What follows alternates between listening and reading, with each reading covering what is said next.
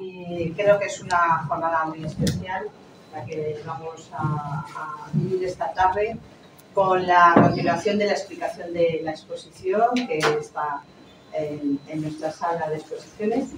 Y bueno, pues simplemente agradecer a la asociación, la Comisión de la Verdad de San Sebastián de los Reyes, que han sido los promotores desde el principio de todo este trabajo de recuperación de la memoria y de los represaliados en el cementerio de Colmenar Viejo. Está aquí su presidente, Luis. Muchísimas gracias por estar con nosotros esta tarde, que no te conocía, luego te saludo y hablo contigo. Y muchas gracias a Roberto, que es la persona, el antropólogo que está allí. Roberto, has apagado de todo. No, eso es Y bueno, pues Roberto ha sido el antropólogo que inició toda esta investigación y recuperación de la memoria en toda la zona de la sierra. Muchísimas gracias, Roberto. Nunca te dan las gracias lo suficiente por el trabajo que has hecho y que estás haciendo. Y muchas gracias a Almudena, que está aquí, de la Sociedad Aranzadi, y que vamos a... que bueno, que ya nos van a explicar. Yo ya no me enrollo más, porque Silvia va a presentar más a fondo. Gracias.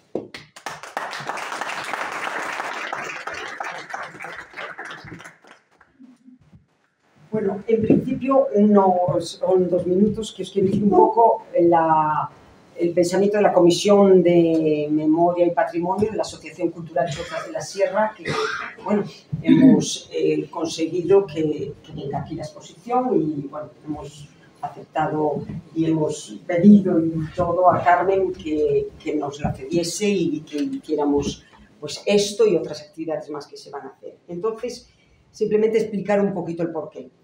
Estos depósitos de memoria, contenida en los objetos hallados junto a los cuerpos de los fusilados, nos hablan de violencia, intolerancia, bestialidad, involución, de lo peor del ser humano. También nos hablan de una guerra y de un contexto histórico. Hoy la arqueóloga nos explicará las evidencias desde un punto de vista científico y humano y humanista a la vez, porque ambas cosas no se pueden deslindar. Almudena García Rubio es una reputada arqueóloga de la Sociedad de Ciencias Aranzadi, que lleva ya trabajando en temas de arqueología desde hace 24 años y es directora del grupo de trabajo de las exhumaciones, de la exhumación de las fosas de Colmenar Viejo. Y ella nos explicará y lo hará de forma encomiable porque es magnífico lo que nos va a presentar y ya lo veréis. Bien, por su parte Carmen Carreras, reputada y corajuda luchadora por recuperar la memoria de nuestros pueblos de la zona norte y como portavoz de la Asociación Comisión de la Verdad de San Sebastián de los Reyes, también nos hablará. Si no nos habla, le preguntaremos cómo han sido las negociaciones con la institución eclesial para llegar a la apertura de las fosas, siendo que el cementerio es parroquial de Colmenar Viejo. Es muy interesante, ya lo ha explicado otras veces y le pediremos que nos lo explique hoy también, además de otras cosas. Desde la comisión nuestra, desde la Comisión de Memoria y Patrimonio de la Asociación Cultural Chozas de la Sierra, nos interesa la difusión de esta exposición, igual que hace unos meses trajimos también la de la retirada de las fotografías de Philippe Cassot, en un intento de contribuir con más humanismo positivo a nuestras vidas, de contribuir a combatir la violencia y la intolerancia que acaban en el sufrimiento del otro. Trayendo esta exposición, pretendemos facilitar, con aporte de más datos, facilitar la reflexión sobre lo que ha acontecido en España. También pretendemos que con la mirada a esas cajas, con los objetos de los fusilados dentro, y con lo que nos van a explicar hoy, y con una exposición abierta durante 15 días y que también estará abierta los fines de semana, ¿vale? Pretendemos aportar a la gente de este pueblo y de los pueblos vecinos y de las asociaciones hermanas que colaboran con la Asociación Cultural Chozas de la Sierra más argumentos para las militancias nuestras de cada uno, las que nos hayamos marcado, servir de acicate para el espíritu crítico y, por supuesto, para la pedagogía. Y también, quizá, con el ánimo de que esta exposición influya para empatizar con nuestro entorno y con lo que está pasando en este difícil mundo. Porque es un error pensar que el pasado es pasado. A todos nos consta que similares hechos de nuestro pasado están bien presentes hoy y con armas, si cabe, más peligrosas y civilinas. Unir pasado y presente es un objetivo que nos marcamos en la Asociación Cultural Chozas de la Sierra y en esta comisión, y que quiere estar muy presente en todas nuestras propuestas. Gracias a todos por venir y gracias por la escucha.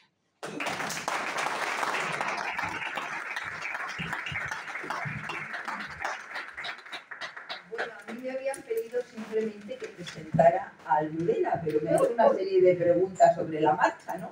Entonces casi las contesto antes, ¿no?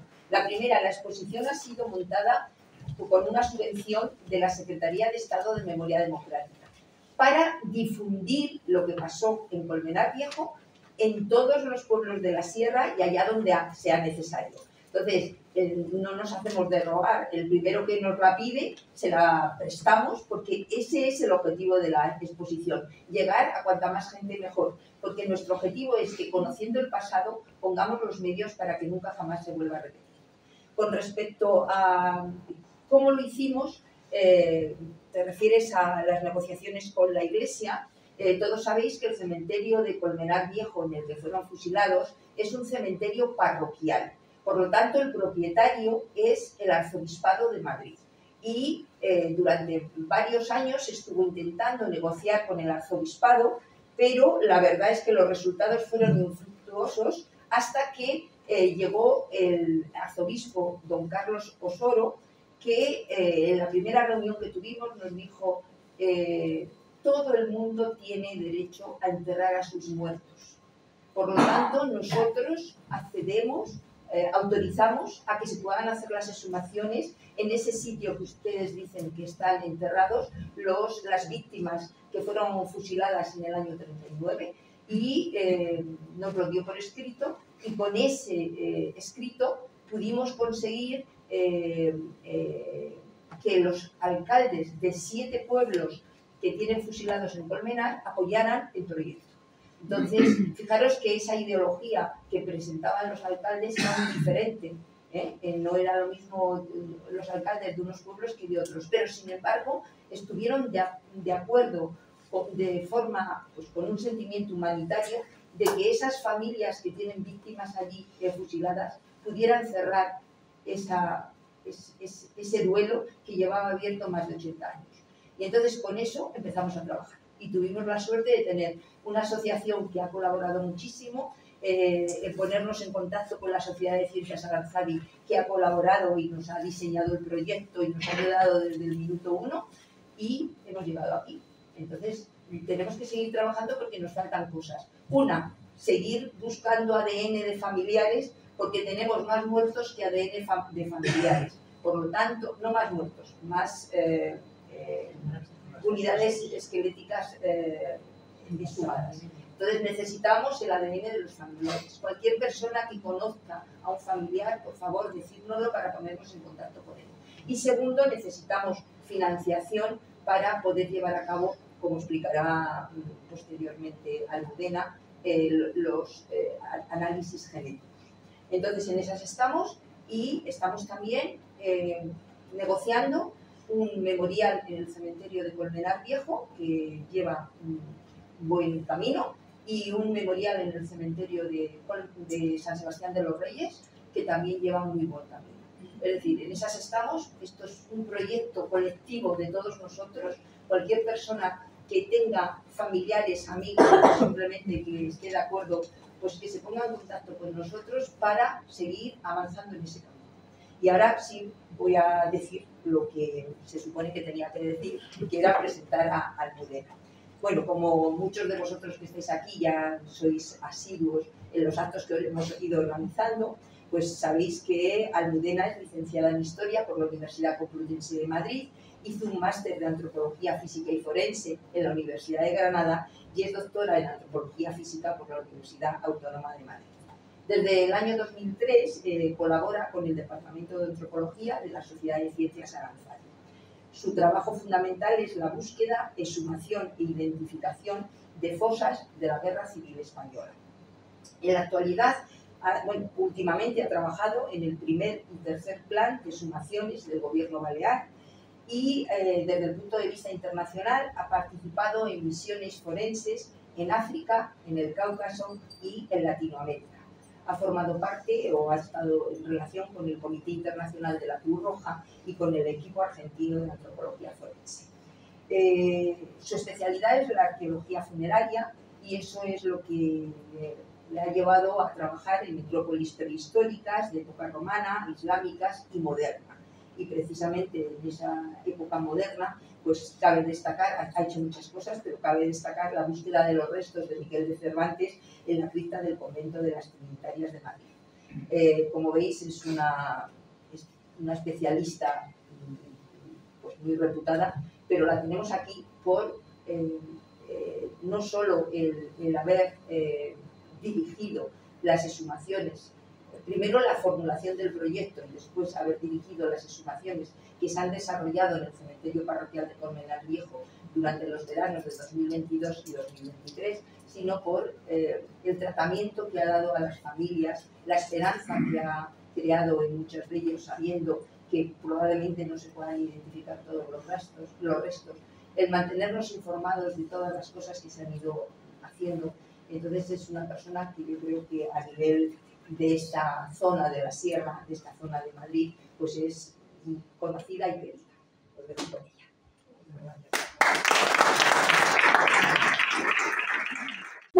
Muchas gracias por la presentación, muchas gracias por la invitación, porque nos hace mucha ilusión, pues nos hizo mucha ilusión montar la exposición que suponía contar el proyecto en el que llevábamos pues, desde 2020 trabajando con el recorrido que ahora veréis, contarlo de otra manera, de una manera un poquito más sosegada y un poquito más reposada y contando los avances que íbamos teniendo, que íbamos contando mientras estábamos trabajando en el cementerio cada día un poquito cómo iban las cosas, cuando estábamos allí todo el equipo, pero esos días son días muy intensos, muy emocionantes, pero luego los datos hay que trabajarlos un poco y con esta exposición lo que queremos es contar la historia más tranquilamente y desde otro punto de vista. Y así que muchas gracias por la invitación porque estamos ilusionados de estar en Soto, que es otro de los pueblos que tienen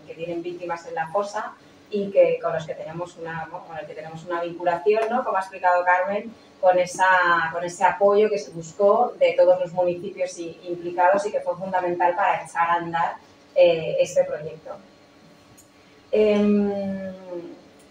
Hemos cambiado un poquito el orden, ¿no? Estaba pensado hacer primero la visita a la exposición y luego la charla y al final lo vamos a hacer al revés porque nos parece que así podemos como empezar desde el principio, ¿no?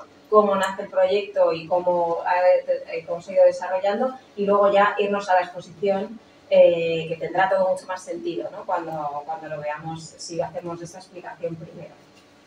Hoy hemos llamado a la charla Crónica de una búsqueda, porque eso es al final lo que estamos haciendo.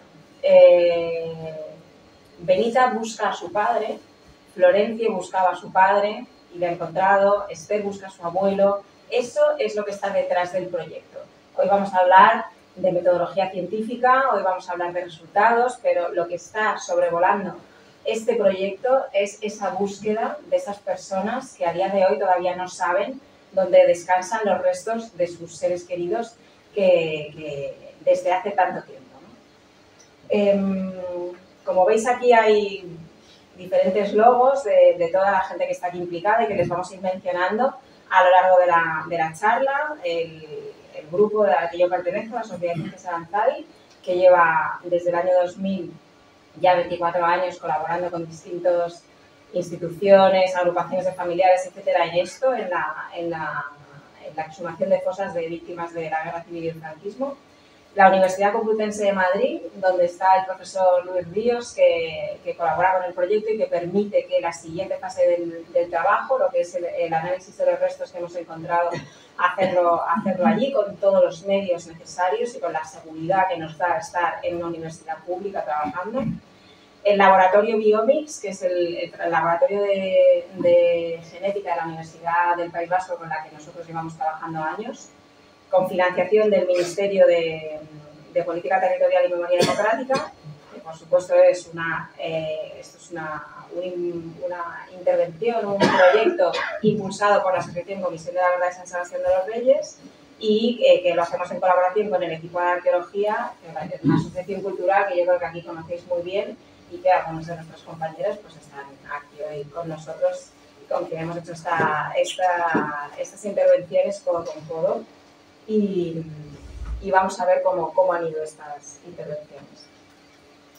Bueno, como contaba Carmen, en representación, bueno, aquí está Luis y Esther, otros miembros de la asociación Comisión de la Verdad de San Sebastián de los Reyes, que lleva trabajando por la recuperación de la memoria de estas personas en su municipio muchos años y que decidió dar ese paso valiente de decir, bueno, ya pusimos un memorial, aquí se hacen homenajes, pero ¿y si intentamos encontrarles de verdad? Y así se puso en marcha este trabajo. Como se ha explicado, el terreno es eclesiástico, por lo tanto hemos contado con la autorización del Arzobispado de Madrid. Además está protegido patrimonialmente y por lo tanto hemos necesitado la autorización de patrimonio de la Comunidad de Madrid. Tenemos todos esos permisos y bueno, pues esas son las firmas de los alcaldes de los municipios que colaboraron con el proyecto. Bien, pero este proyecto se enmarca dentro de lo que son las acciones de memoria democrática que se están llevando a cabo en nuestro país desde hace más de 20 años. No somos unos pioneros aquí en Madrid. De hecho, en Madrid esta es la primera intervención de búsqueda de víctimas civiles de la represión franquista, cuando en otros sitios se lleva 20 años haciendo. Hemos tardado un poco en llegar en Madrid a este tipo de acciones. Y lo hacemos en el marco de la Ley de Memoria Democrática del 2022. Nosotros empezamos en 2020 con la ley anterior, la ley del 2007, que se conocía como Ley de Memoria Histórica, y ahora que luego ya ha desaparecido porque la ley del 2022 amplía todo lo que reconocía esa ley y es la que nos impulsa. Creo que es importante que sepáis que en el preámbulo de esa ley se especifica el porqué de esa ley. Y es que a lo largo del siglo XX se dieron las guerras mundiales, se dio el Holocausto, se dieron guerras civiles, se dieron dictaduras que tuvieron como consecuencia la aparición de miles de víctimas. Y las leyes y las políticas de memoria democrática de lo que tratan es que no olvidemos qué es lo que pasó para que no vuelva a pasar. Y España se suma a estas políticas de memoria democrática que se están dando por todo el mundo para garantizar eso mismo a las víctimas de la Guerra Civil Española y la dictadura franquista. Frente a esa experiencia histórica que estamos hablando, la ley tiene un doble objetivo. Por un lado, recordar todos los pasos que se han dado en España para alcanzar la democracia en la que vivimos hoy y, por otro lado, recordar a estas víctimas de las que estamos hablando y que el derecho internacional humanitario les ha de garantizar su derecho a la verdad, a la justicia y a la reparación. Y cuando hablamos de verdad, conocer a la verdad que tienen derecho las víctimas, y es decir, las familias de estos desaparecidos, el derecho a la verdad y el derecho a la reparación, ahí entran las exhumaciones. Conocer qué es lo que pasó y, en cierta manera, aunque sea tan tarde en España, reparar a estas víctimas. Por eso el primer capítulo de la ley se refiere al derecho de las víctimas a la verdad e incluye una sección sobre la localización e identificación de personas desaparecidas. Claro, alguien podría pensar por qué estamos buscando a estos desaparecidos, ¿no? Si hablamos de una guerra civil, ¿por qué no hay exhumación de fosas hoy en día de las víctimas de la violencia republicana. Bueno, pues no hay exhumación de fosas de las víctimas de la violencia republicana porque ya se exhumaron.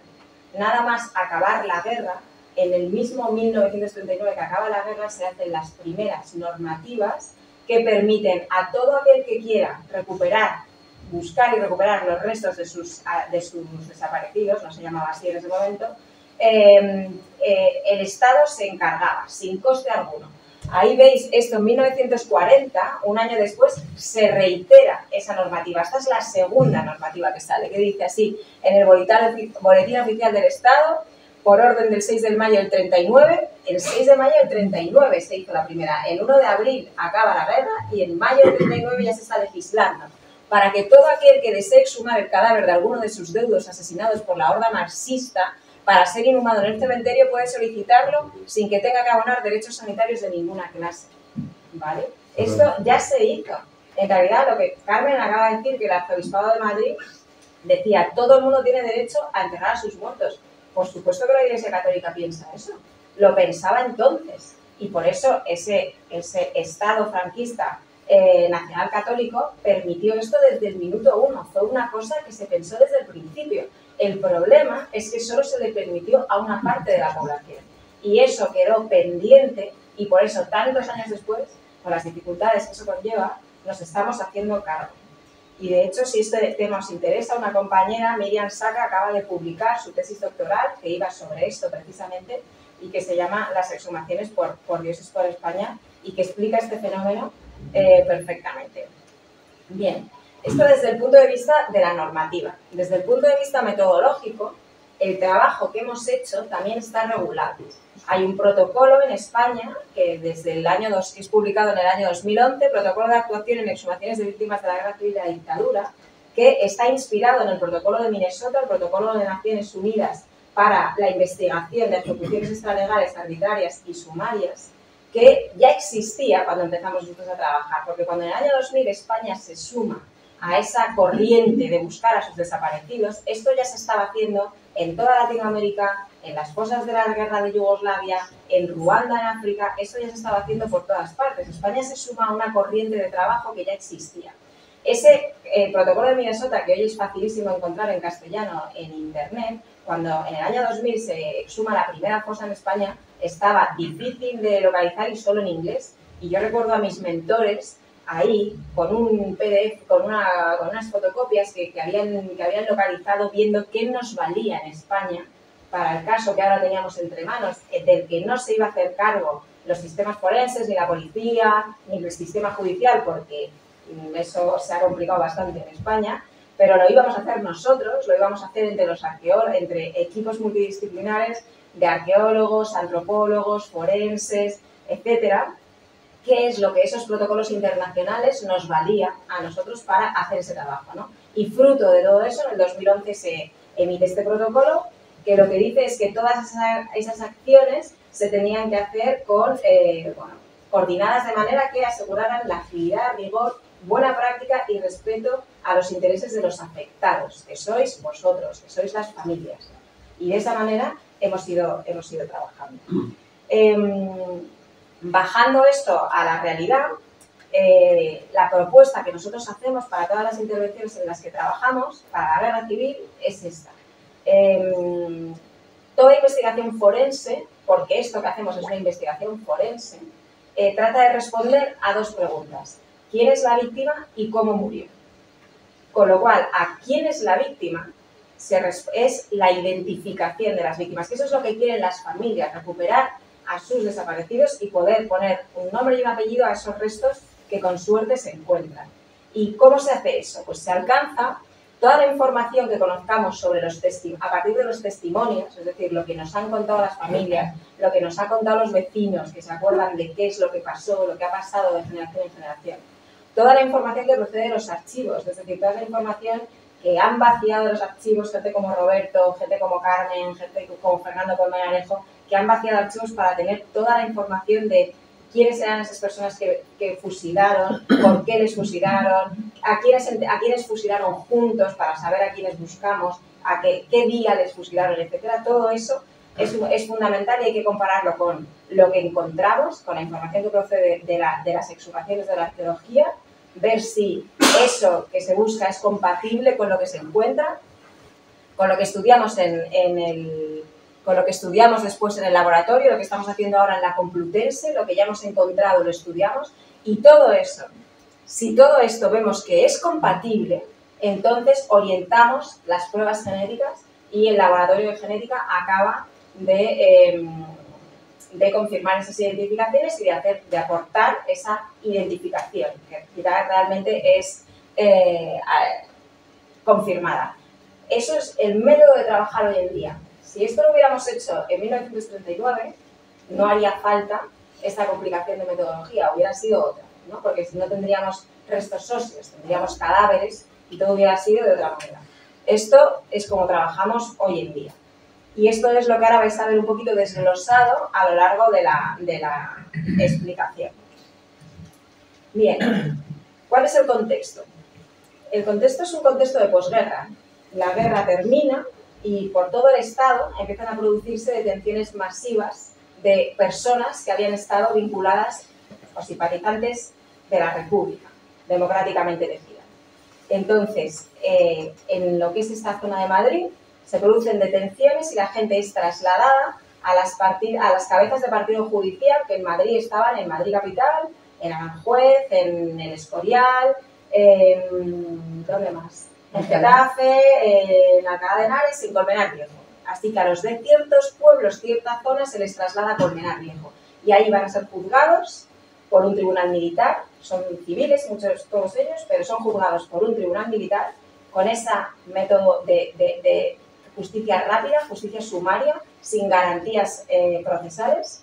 Y de las casi 600 personas que son juzgadas en esos 27 juicios sumarísimos que tienen lugar en el 39 en Colmenar Viejo, 108 personas son sentenciadas a muerte. 108 personas que son fusiladas en 12 días de 1939. Entre abril y noviembre de 1939, en 12 días diferentes se van produciendo esos fusilamientos. 11 personas, 9 personas, 27 personas, ¿no? Así van cumpliéndose las sentencias de esos juicios. Bien, es importante tener en cuenta que no buscamos a los 108, porque sabemos que hay algunas familias que pudieron, sobre todo familias de Colmenar Viejo, unas 18 familias, pudieron recuperar los cuerpos en ese momento y enterrarlos en sus sepulturas familiares, ¿no? Y en esta imagen vemos bueno, pues algunas de esas familias, a la familia de Guillermo Nogales Bartolomé, que están hoy aquí, y a la familia Esteban, donde se enterraron a 3 de las víctimas. Vale, en 1939 pudieron recuperar algunos de los cuerpos y en los años 70, una vez que muere el dictador, se produce otro fenómeno exhumatorio, muere Franco y la gente que tiene recuerdo de dónde están las fosas se lanzan a buscarlas. Esto pasó por todo el Estado. En las fosas en el campo era más fácil, pero en las fosas en los cementerios algunas familias sabemos que pagaron a los enterradores para buscar los cuerpos. Claro, en los años 70, que es lo que encontraron, pues eso es otra cosa, ¿no? No sabemos si fue tan fácil. Pero aquí tenemos esto es una documentación que nos ha cedido una de las familias, la familia de José de la Fuente Martín, que en 1978 pagó por vaciar el hoyo, dar tierra, recogida de restos adultos y revestir la sepultura. Con lo cual, quizá lo que estamos es buscando a unas 90 personas en el cementerio de Colmenar Viejo. El cementerio de Colmenar Viejo, en 1939 era el cementerio de Colmenar Viejo, hoy es el cementerio parroquial porque existe otro nuevo, pero esta es una foto de 1951, han pasado ya unos cuantos años, pero el aspecto sería parecido a este. Esta es la puerta principal, se accede por un pasillo, esta es la capilla que tienen casi todos los cementerios y si veis aquí al fondo, este recinto amurallado era la zona del cementerio civil, es decir, donde son enterradas las personas que o no profesan la religión católica o por algún motivo no pueden ser enterrados en zona católica, es decir, por ejemplo, gente que se ha suicidado, ¿no? Que no podían ser enterrados en la zona sacralizada. Según los testimonios orales, porque toda la documentación llega hasta esta persona muere, es asesinada, es fusilada y es enterrado en el cementerio de Colmenar Viejo, pero no especifican exactamente dónde. Eso lo sabemos porque estaba en la memoria de los familiares y de los vecinos de Colmenar. Y nos dicen que uno de los sitios donde se produjeron enterramientos fue en el cementerio civil. A todos aquellos supuestamente que no quisieron confesarse con el cura, les enterraron en el cementerio civil. Y luego la otra zona de enterramiento, que hoy en día los familiares conocen como el paseo, ese paseo, que ahora veremos qué aspecto tiene hoy, es este pasillo de aquí. ¿Veis este bloque de nichos? Hoy no existe, pero en 1939 existía. Y detrás de este bloque de nichos, estas tumbas no estaban en el 39 y era todo pues una zona que era del cementerio pero que todavía estaba sin usar. Entonces ahí un poco escondida, detrás de estos nichos se hizo la fosa donde enterraron a los que supuestamente sí quisieron confesarse o sí se confesaron. Los fusilamientos tuvieron lugar cerca del cementerio pero fuera y los cuerpos se metían dentro en estos dos lugares, según los testimonios. Y este es el aspecto que tienen esos dos sitios hoy en día. Aquí vemos el cementerio civil, vemos que está bastante parecido, ha desaparecido el muro que nos separaba del cementerio y ahora hay una barandilla, y lo único es que tiene encima esta tumba de un alcalde socialista de Colmenar Viejo de 1988, que se quiso enterrar allí, y esto que es un cenotafio que 4 familias pusieron esta tumba en recuerdo de sus 4 víctimas, que no quiere decir que las 4 estén justo ahí debajo, pero ellos pensaban que, por lo que ellos sabían, que sí que era esa zona. Pusieron ese memorial ahí encima. El resto está bastante parecido. Y luego el paseo, aquí está la capilla, y veis que el bloque de nichos ha desaparecido y en su lugar está esta fila de tumbas.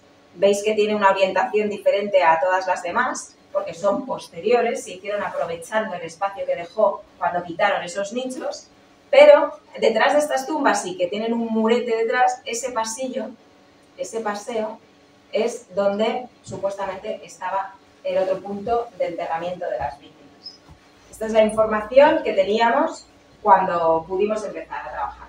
Empezamos a trabajar con una subvención muy pequeñita que el Ministerio, a través de la Federación Estatal de Municipios y Provincias, concedió al Ayuntamiento de San Sebastián de los Reyes, muy pequeñita, pero el objetivo que teníamos con esa primera intervención era ver si quedaba algo, porque más o menos la mitad de las búsquedas que hacemos en los cementerios, y se hacen muchas, muchos de los muertos están enterrados además de las víctimas del franquismo, además de las cunetas en los cementerios, ya no les encontramos.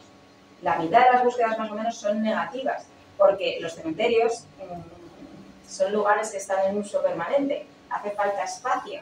Si no se paga, se sacan los restos a los osarios y se hacen enterramientos nuevos, con lo cual era probable que no encontráramos nada, porque esto nos ha pasado en muchísimos cementerios. Así que la primera subvención era: vamos a probar a ver qué encontramos. ¿Y por dónde empezamos? Pues por el cementerio civil, porque parece que está menos tocado o es una intervención más fácil, porque no tenemos no estamos así como estamos en el pasillo, que ahora lo vais a ver, rodeados de tumbas y de muros. Así que en 2022 decidimos empezar por esta mitad, porque nos era más cómodo, no por otro motivo, y solo una mitad porque era el dinero que teníamos. Teníamos para 10 días de excavación. Montamos un equipo con el equipo de Aranzadi, que trabaja generalmente en Baleares, porque ahí estamos haciendo mucho trabajo, ya tenemos un equipo muy consolidado y decidimos que lo haríamos así, y el equipo A y algunos estudiantes de la Complutense. Y en cuanto empezamos a bajar, pues bueno, aquí veis, por aquí, este es el cemento que tuvimos que quitar. Esto es toda la tierra que íbamos sacando, a sacas, que luego con grúas sacábamos fuera del cementerio, porque una excavación consiste en sacar tierra. Normalmente si trabajamos al aire libre, pues podemos montar una gran terrera en alguna zona. Aquí no había manera, así que había que sacar la tierra fuera. Y empezamos a ver que se nos dibujaban lo que parecían 3 grandes zanjas, que llamamos trincheras.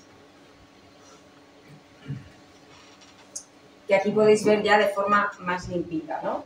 Esto sería la trinchera 1, que es la que está más pegada a la tumba de 1988 y que no pudimos excavar en su totalidad porque se mete debajo del cenotafio y en ese momento no teníamos autorización de las familias para retirarlo. Esta es la trinchera 2. ¿Veis que aquí hay unas piernas, unas tibias? Pues eso es un enterramiento del cementerio civil anterior a 1939 que cortaron para cavar la trinchera en la que metieron a los represaliados, que ahora veréis por qué sabemos que son represaliados. Y esta es la trinchera 3, que finalmente estaba vacía. Este es el aspecto que tenían algunos de los cuerpos que encontramos allí. Si os fijáis, uno está orientado con el cráneo en este lado y otro en este otro. ¿Por qué? Porque están enterrados en ataúd y los ataúdes son más anchos por la parte de la cabecera que por la parte de los pies. Para que quepan dos ataúdes en esa zanja, los tenían que meter así en orientaciones contrarias. Si os fijáis también, los restos están movidos, estas costillas, estas vértebras están movidas, aquí está movido hasta el fémur, y esto es porque el nivel freático, el nivel de agua crece y sube en invierno y ha movido los cuerpos, los esqueletos, los restos óseos. Y también encontramos algunos sin ataúd. Como podéis ver aquí, esta madera que asoma es el ataúd de los de abajo, pero estos dos individuos que fueron enterrados al mismo tiempo, podemos definir la simultaneidad del enterramiento porque están a la misma altura y porque están en contacto. Fijaros en ellos dos, porque volveremos a hablar de ellos más adelante. Son los únicos que encontramos en el cementerio civil sin ataúd. Y como decía, en el cementerio civil en 2022 encontramos la trinchera 1 con 4 ataúdes, la trinchera 2 con 6 enterramientos en este lado y 2 en este otro separados por un murete, ¿vale? Hemos encontrado muretes de separación que nos están hablando de que esto ha sido estos enterramientos se han hecho en diferentes momentos y por eso ponían estos muretes de separación. Y la trinchera 3 que al final estaba vacía. Y aquí vemos, si cortamos las fosas, si cortamos por este lado, aquí vemos la sección. La trinchera 1 con los 4 ataúdes, la trinchera 2 con estos 6 enterramientos y la trinchera 3 vacía. Al año siguiente, en 2023, fuimos a excavar la otra mitad del cementerio civil pensando que encontraríamos la trinchera 4, la trinchera 5, la trinchera 6 y ya no había más trincheras. Había enterramientos típicos de zona de cementerio civil con restos autopsiados, etcétera, 8 concretamente, pero no había más restos que pudiéramos considerar que eran de los que nosotros estábamos buscando.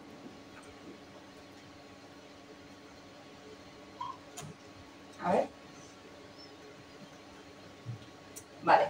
En total, lo que encontramos fueron 12 esqueletos a los que pudimos estimar el sexo como masculino y que tenían signos de trauma perimortem, es decir, tenían fracturas hechas en hueso fresco y que eran con signos evidentes de paso de proyectil de arma de fuego, como los que estábamos buscando, y que además presentaban una cultura material, una vestimenta, unos elementos que eran compatibles con la época de la que hablábamos. Por todo eso, podíamos considerar que se trataba de la gente que estábamos buscando.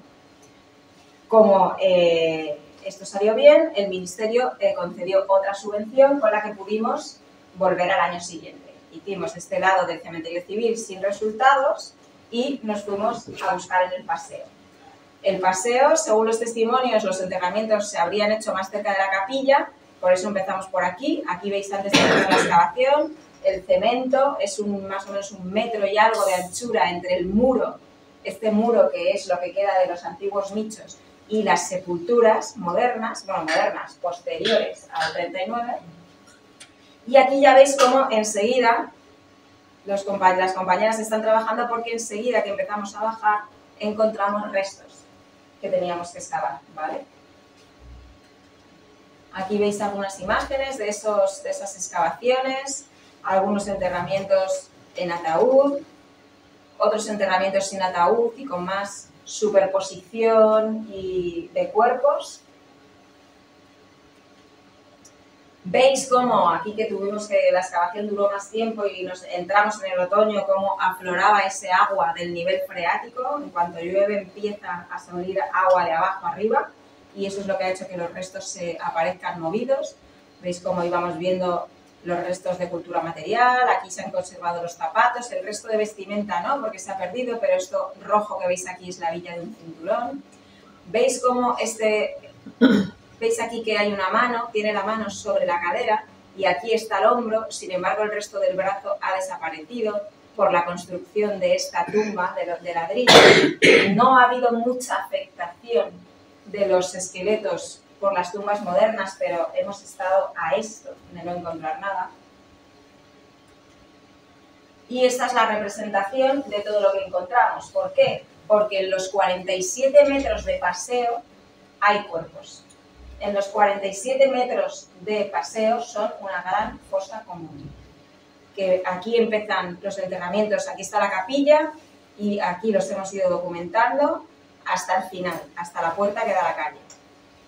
Ahora si vemos una sección de esto, podemos ver cómo en este lado, ya cerca de la calle, aquí hay dos tumbas de 1978 que se meten más en el pasillo y ahí abajo no hemos podido excavar. Seguramente no quede nada, porque seguramente cuando hicieron estas tumbas ya lo que hubiera lo llevaron al osario, pero además por seguridad nuestra tampoco podíamos meternos ahí. Así que en estos, pues seguramente serán unos 5 metros, sabemos que hemos perdido algunos de los cuerpos, de los esqueletos que estábamos buscando. Pero todo lo demás, veis cómo estos números que aparecen aquí, que son los números que nosotros damos durante la excavación, es nuestra documentación arqueológica, esperamos poder cambiar todos estos números por nombres y apellidos con el trabajo que estamos haciendo, pero esto es la superposición, están la mayoría de ellos enterrados de 3 en 3. Aquí hay 3, uno sobre otro, aquí hay otros 3, aquí hay 4, aquí hay 4, 3, 3, 3, 3, así hasta 65 enterramientos que en el paseo hemos documentado en posición primaria, es como llamamos nosotros cuando está en su posición original, tal cual los enterraron en su momento, y luego también hemos encontrado 7 conjuntos de restos movidos. No sabemos si estos restos movidos tienen que ver con esas exhumaciones que se hicieron en los años 70, buscando estos cuerpos. Todos estaban boca arriba, la mayoría de ellos estaban con una orientación este-oeste, mucha presencia de ataúdes, según nos contaban algunas familias que eran de la zona, podían desde la cárcel informar, algunas familias se enteraron que el fusilamiento se iba a producir dentro de 2 días y si podían conseguir el ataúd, pues se les enterraba en ataúd, y a los que no, como también nos ha contado alguna familia, que ahora os lo explicaré, pues si no tenían, pues llevaban, sabemos que una familia llevó una sábana, pero que no podían hacerse cargo de conseguir un ataúd en ese tiempo. Estos muros de separación, como el que veíamos en el cementerio civil y este de aquí, muros de separación que iban haciendo porque, aunque la zanja se excavó de una sola vez, es decir, había una planificación, las trincheras del cementerio civil se excavaron de una vez y luego los muros se fueron poniendo en días diferentes para poder utilizar ese espacio y que la tierra, ¿no?, de tapar no se extendiera, porque sabían que luego hacía falta. Así que si pones un muro, sabes que tapas estos ataúdes aquí y aquí te queda espacio para continuar excavando. De los que hemos podido estimar el sexo, porque el estado de conservación no es perfecto, así que hay algunos que están en un estado de conservación deficiente que nos cuesta hacer los análisis posteriores. Son masculinos 56 de los 65 y uno femenino.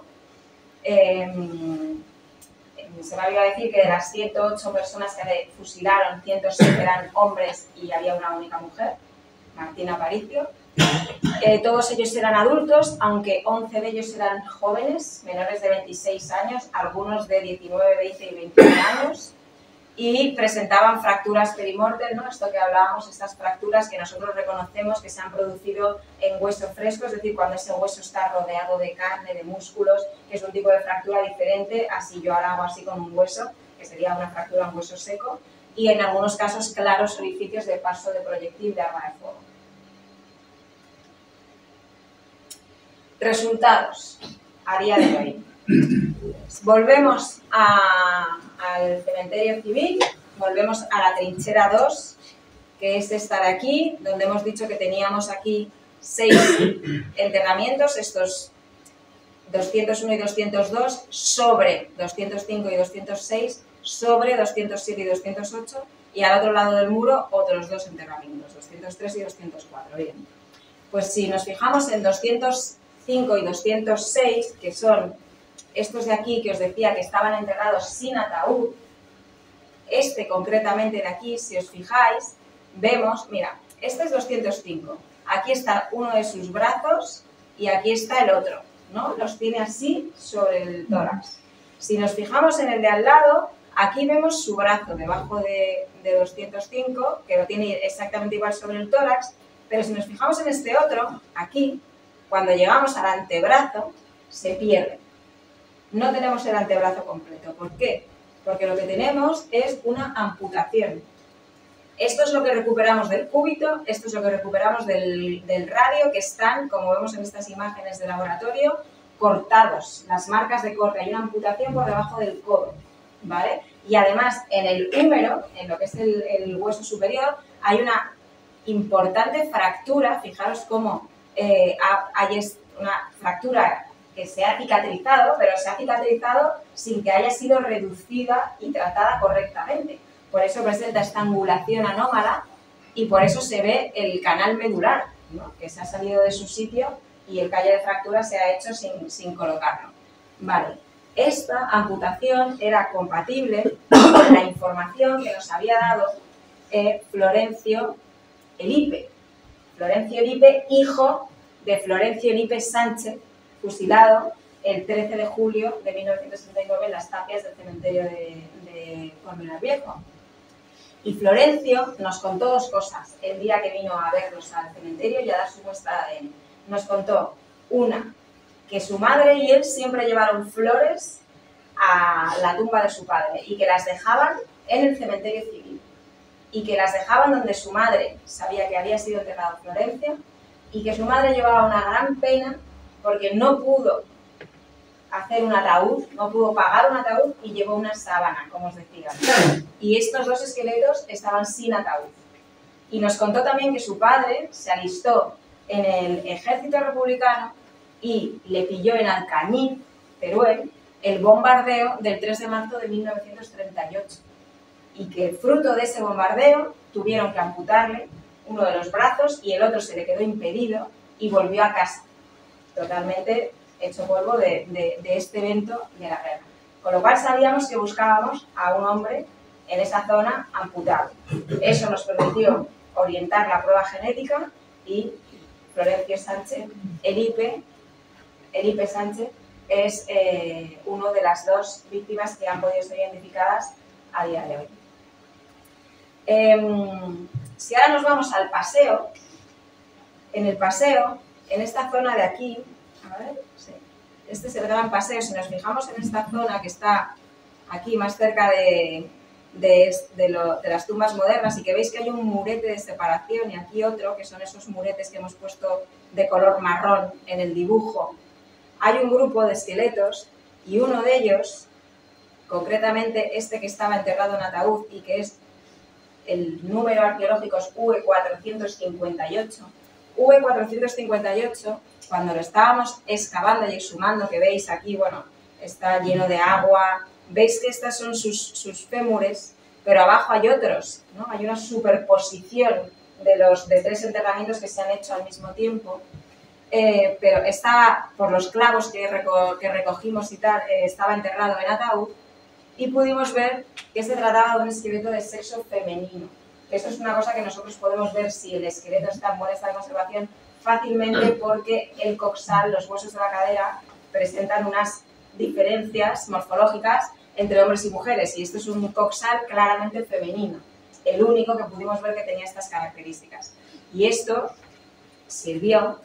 También vimos una patología que seguramente que afectaba a la zona superior del tórax de esta mujer, que se llama síndrome de salida torácica, y que seguramente le dejaba un hormigueo, una molestia en esa extremidad superior. Esto es algo que la familia no nos contó. Hay veces que vemos cosas que podemos poner en común con lo que la familia nos contó, y otras veces que vemos cosas que la familia no ha transmitido, que igual no sabía o que igual ella no evidenciaba esta patología. Pero esto es una cosa que se ha documentado en el esqueleto y que nos ha permitido orientar la identificación, y se ha identificado a Martina Aparicio Bastero, que teníamos el ADN de su familia.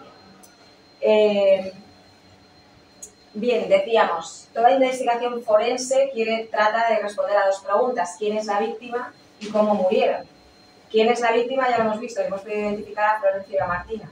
¿Cómo murieron? Sabemos por la documentación que les fusilaron, pero ahora sabemos que a Florencio Lipe le dispararon desde adelante y los proyectiles salieron por la parte de atrás del cráneo, y sin embargo a Martina la dispararon desde atrás en el occipital, y el patrón de fusilamiento es diferente en los dos casos. Esto es algo que podemos ver también en el trabajo forense. Otro dato que es importante: tanto a Martina como a Florencio los fusilaron el 13 de julio de 1939. Son del mismo día y sin embargo están enterrados en los dos sitios diferentes.